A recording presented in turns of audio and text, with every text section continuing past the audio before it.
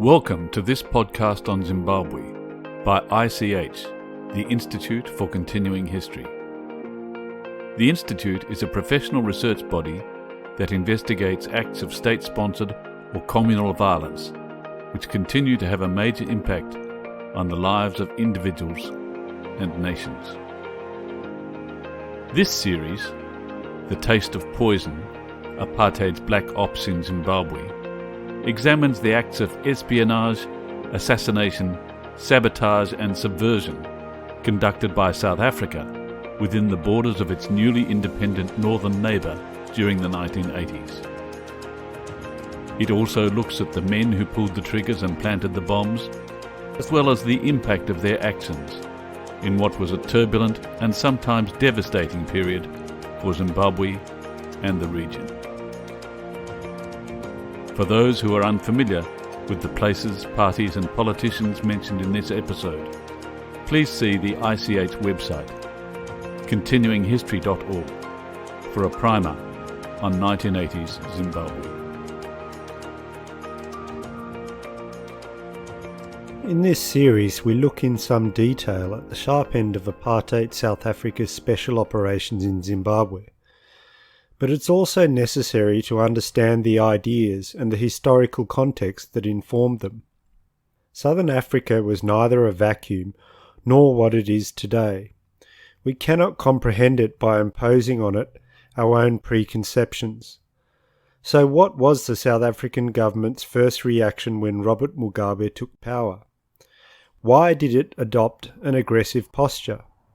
And what were some of the early operations that set the tone for what became a highly charged and yet at times surprisingly pragmatic relationship? You are listening to a podcast from the Institute for Continuing History, written and presented by Dr. Stuart Doran. The website of the Institute for Continuing History is continuinghistory.org. The key driver of South Africa's policy towards Zimbabwe in the first half of the 1980s was a sense of siege that intensified in Pretoria following the victory of Mugabe's ZANU-PF in the first all-party elections of February 1980. Only 5 years before, 3 of South Africa's 4 northern neighbours were controlled by white colonial regimes. By 1980, all were in the hands of black governments who supported the international campaign to end apartheid. Pretoria's apprehensions were compounded by the fact that Mugabe and his party were officially Marxist, and that they hadn't been expected to win a majority of seats. South African officials had predicted that Mugabe would be prevented from taking power by a coalition between the whites and ZANU-PF's 2 main rivals.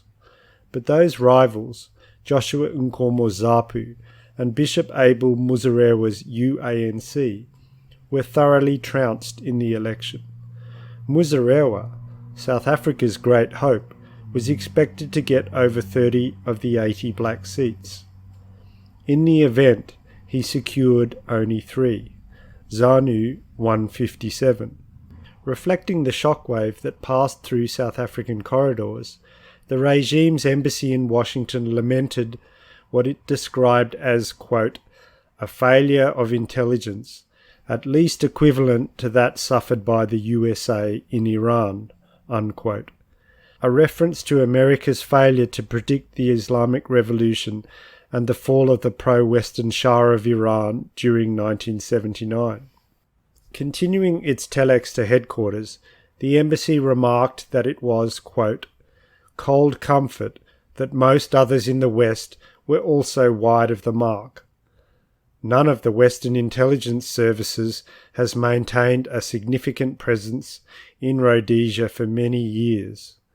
The South African Foreign Service and intelligence services have, on the other hand, had uninterrupted access to Rhodesia itself throughout the period since 1965, unquote. The South African government of P.W. Botha feared that Mugabe's rise to power was part of what it described as a total onslaught by international communism against capitalist South Africa. This interpretation of events was, in effect, a version of the so-called domino theory that had instructed US foreign policy in Southeast Asia. The belief was that the Soviet Union and its allies sought to trigger a chain reaction in which one country, then the next, would fall under Marxist control.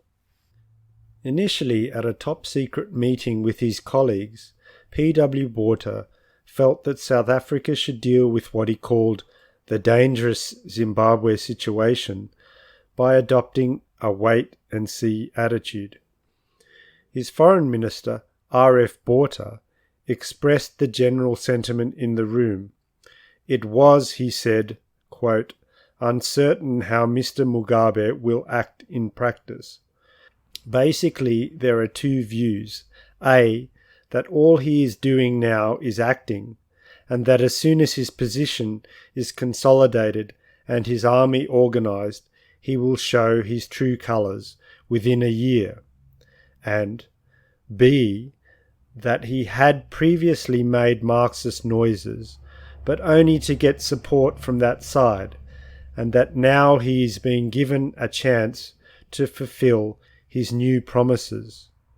Rhodesian industrialists, farmers, and even former Rhodesian Prime Minister Mr. Ian Smith believes that perhaps there is something good that can be born. Which view is correct, only time will tell." Unquote. The uncertainty about how Mugabe and Zimbabwe would turn out was to remain, but by June 1980, 2 months after Zimbabwean independence, a decision had been made to get on the front foot and to keep Mugabe on the back foot. At a further top-secret meeting, it was concluded that, quote, South African aid, which contributes to the stabilisation of Zimbabwe, must be gradually reduced, and that, in general, more pressure must be exerted on Zimbabwe and Mugabe. Screws need to be tightened. Unquote. In essence, therefore, the response was to adopt an offensive rather than defensive attitude to the threat. General Chris Tyrion, a key player on regional operations during the 1980s, later described South Africa's emerging strategy on Zimbabwe and its other neighbours as a preemptive one, designed to ensure that the conflict with liberation movements occurred north of South Africa's borders. He recalled that, quote, the philosophy then became strong to say, we are not going to fight on our home soil, we take the war to the enemy. Unquote. The primary concern in this context was to prevent Umkhonto we Sizwe, the armed wing of the African National Congress, from using Zimbabwe and other regional countries as a base from which to attack South Africa. Only a few days after Mugabe had taken office, P.W. Botha sent him a personal message, warning him that South Africa had information that, quote, there are ANC terrorists in Rhodesia and that, if they cross the RSA border, they will be eliminated and South African troops will enter Rhodesia to clear them out. Unquote.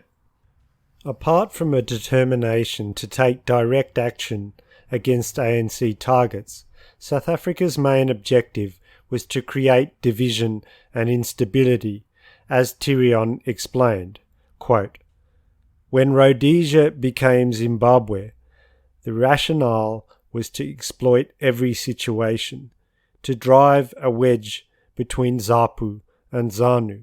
We just wanted a destabilised situation where they were so busy with each other that the idea would be, let's sort our own problems out first before we start supporting Umkhonto we Sizwe, before we give full-out support to the ANC. Unquote.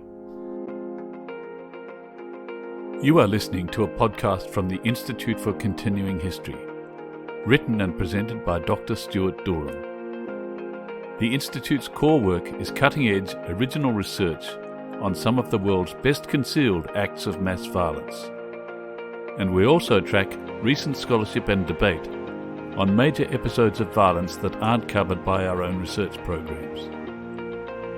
High-quality educational outputs and groundbreaking investigations take time and require significant expertise and resources. So if you'd like to make a donation to our work, please visit continuinghistory.org. The main assumptions and strategies of South Africa's regional policy in the 1980s were then relatively simple, indeed simplistic. International communism was on the march. The fight had to be fought beyond South Africa's borders, and the best way of doing that was to hit specific military targets as well as to manufacture instability in neighbouring countries. Yet, at a tactical level, the application of these principles proved anything but straightforward, in part because the principles themselves were insufficiently complex to match the complicated reality. Experimentation and often confusion ruled the day. The South Africans were always busy, but their actions were frequently unstructured and subject to constant changes of direction. Accounts of South African subversion, particularly by opponents of apartheid, often portrayed Botha's regime as the invisible presence behind all things nefarious in the region. But the reality was less grand and much less coherent. As far as Zimbabwe was concerned, this disjointed dynamism meant that South African policy mutated through various, sometimes contradictory phases, before finally settling into a more or less stable pattern by the mid-1980s. The policy of destabilization directed at Zimbabwe was steered by the South African Defence Force, or SADF, and codenamed Operation Drama.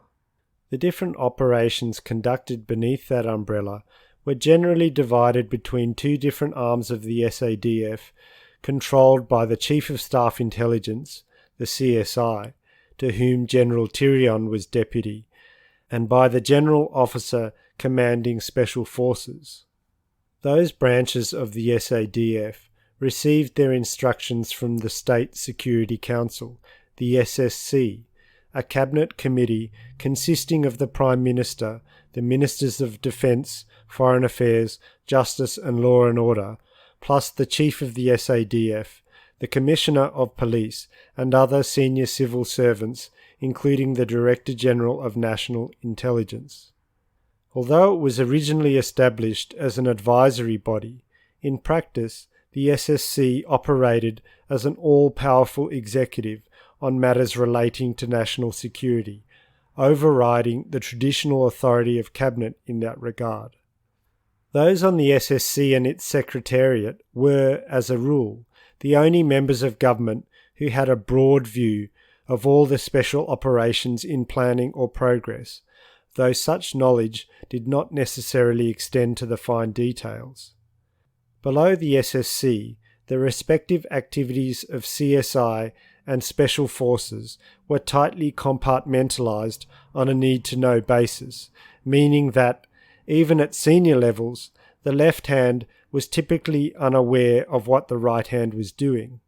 Different operations therefore ran simultaneously, implemented by operatives who were ignorant or only partially aware of activities outside their immediate area of responsibility, a situation that generated considerable complexity and at times uncoordinated and conflicting covert action.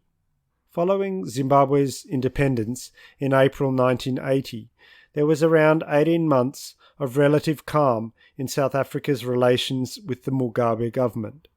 Yet behind the scenes, the SADF was busy creating new structures that would execute cross-border operations in Zimbabwe. A fundamental part of those preparations was the recruitment of former members of the Rhodesian military and intelligence machine, a process that had begun in earnest during the ceasefire that ended the Rhodesian Civil War in December 1979.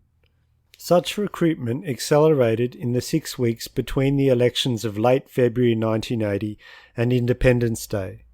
The sizable number of white and black personnel who went down south to join the SADF included members of Police Special Branch, military intelligence, and specialist units such as the Selous Scouts and SAS. Others were recruited as South African agents and remained in position as members of the Zimbabwe security services or floated around within the country's private sector. The motives of the new recruits varied. Some, including black members of the Rhodesian security forces, fled to South Africa fearing persecution at the hands of their former enemies. Others did it for money. But perhaps the majority who threw their lot in with the South Africans did so because they were, in essence, ideologically and psychologically undemobilized. Many regarded life under a black nationalist government as anathema, particularly one that was ostensibly Marxist. Yet, equally, such men were entirely unprepared for a return to ordinary civilian life. They had been knee-deep in a no-holds-barred counterinsurgency war, only for it to be brought to an end abruptly and unexpectedly at a negotiating table in London, thousands of kilometres from the combat zone. They were daily experiencing the fear and rush of life on the edge, and on the next day they were told to pack up, go home, and find something else to do. Thus, although many justified their decision to become South African operatives in terms of moral principle, the core of the matter was often psychological, not ethical or intellectual. One of the key South African recruits was Neil Creel, an army officer who had been in charge of the Selous Scouts reconnaissance troop and who had been appointed head of a new SADF unit called Project Barnacle. Run by Special Forces and based outside Johannesburg near Hartbeespoort Dam, Project Barnacle was given a job description that included the collection of intelligence along with, quote, ambushes against strategic personnel, eliminations, and the conducting of super-sensitive operations as instructed, unquote. Creel was supported by a posse of ex-Rhodesians, including Gray Branfield, a former member of Special Branch, who was put in charge of urban operations in Zimbabwe. Project Barnacle's first major target was the ANC's chief representative in Zimbabwe, Joe Gqabi. The order for Barnacle to take charge of this operation came after CSI had botched an attempt to blow up Gqabi in his driveway in February 1981, using a bomb of the same design that had killed ZANU's Herbert Chitepo in Lusaka in the mid-1970s. One of Gqabi's companions had noticed wires protruding from a pile of leaves under his friend's car and had called police. They found a device that was attached to the front wheel, primed to detonate 7 kilograms of TNT once the vehicle began to reverse. Mugabe had issued strict instructions that the ANC was not to use Zimbabwe as a base for military operations, so as to give the South Africans no reason to attack, and there is no evidence that Gqabi attempted to circumvent that policy. The South Africans were well aware of such facts because they were fed a continuous stream of intelligence by their agents in Zimbabwe's Central Intelligence Organisation, the CIO, and other arms of government. For example, only 3 weeks before Gqabi was targeted for a second time, South Africa's National Intelligence Service acquired guidelines that had been issued to Zimbabwe's civil service on how to handle ANC activities in the country. These were, in effect, a restatement of established policy and advised public servants that, quote, political and moral support will be channeled via the OAU, while the ANC will not be allowed to use Zimbabwean territory for any form of military activity, and no authorization exists for the establishment of anything that can be regarded as a base. If any ANC presence is discovered, the police and army must be called in. Unquote. Moreover, quote, the presence of Joe Gqabi in Salisbury must not be interpreted as if the ANC had an office there. He is firstly regarded as a handy contact and is secondly instrumental in solving problems arising regarding refugees. Unquote. Those in turn, quote, who claimed ANC refugee status would be moved to Chikurubi prison and questioned by the intelligence services. If the latter is satisfied with their bona fides, refugees will be handed over to the UN High Commissioner for Refugees. Unquote. But the State Security Council was nonetheless determined to persist with the effort to kill Gqabi. Ironically, it was the Mugabe government's constant surveillance of ANC representatives that provided the kind of precise intelligence which enabled the South Africans to target Gqabi and others. The movements of ANC personnel were tracked and recorded in fine detail by the CIO, and South African moles within CIO promptly photocopied and sent the reports to Pretoria. Sometimes they simply stole the originals and passed them on. At Project Barnacle, the most important recipient of such Zimbabwean intelligence was Peter Stanton, who, in Rhodesian days, had been a special branch officer on what was called the terrorist desk. He had later resigned from SB and joined the Selous Scouts. Stanton had been regarded as one of the foremost Rhodesian experts on ZANU's military wing, ZANLA, and was known as a skilled interrogator who, unlike most of his colleagues, did not find it necessary to use physical force in order to extract information. Stanton was appointed the head of operational intelligence for Project Barnacle and worked closely with Creel, Branfield and others on many black ops, both regionally and within South Africa itself. Like many of his fellow travellers who were willing to talk about their war experiences but never spoke publicly about their activities after 1980, he has taken many of his secrets to the grave. Branfield was one of the few who did speak about his work with Project Barnacle, albeit under a pseudonym. On the Gqabi operation, he recalled that the intelligence function was shared between Barnacle and CSI, despite CSI's bungling of the earlier attempt to eliminate the ANC representative. A group of CSI officers travelled to Zimbabwe in July 1981, where they liaised with sources in CIO who had, conveniently, been tasked by the Zimbabweans to monitor Gqabi's movements. Gqabi was understandably skittish after the attempt on his life 5 months earlier. He moved about constantly, kept company with groups of people, and never slept at home.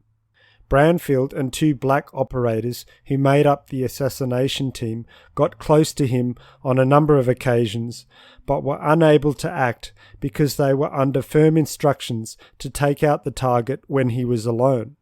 After stalking Gqabi for 10 days, they eventually cornered him as he was reversing out of the same garage where CSI's bomb had earlier been attached to his vehicle.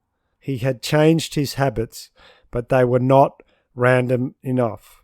Branfield smashed the driver's side window of the car, and the 3 men pumped 19 bullets into Gqabi's body, using Uzi submachine guns and silenced pistols. The assassins left the country in a light aircraft 3 days later. Gqabi's killing marked the beginning of an escalation of South African operations in Zimbabwe, but that upward curve was also accompanied by an increase in the tempo of Zimbabwe's counterintelligence operations. Indeed, Mugabe and ZANU may have been rendered more vulnerable by the presence of many ex-Rhodesians within the security services, but it was a group of those ex-Rhodesians loyal to the new government who played a critical part in the effort to see off the threat. No one knew the personalities and networks of people like Brownfield and Creel, as well as their former colleagues from the recently ended war. In the instances where successful acts of subversion were to be effected, the CIO was, increasingly, only a few steps behind, limiting the space for further operations and puncturing holes in a South African policy of destabilization that was naive in conception and increasingly haphazard in execution. You have been listening to a podcast from the Institute for Continuing History, written and presented by Dr. Stuart Durham. The next episode in this series on South African Black Ops deals with the fallout from the Gqabi assassination, the intensifying hunt for moles by the Zimbabwean government, and South Africa's sabotage of Zimbabwe's main ammunition dump, among other events.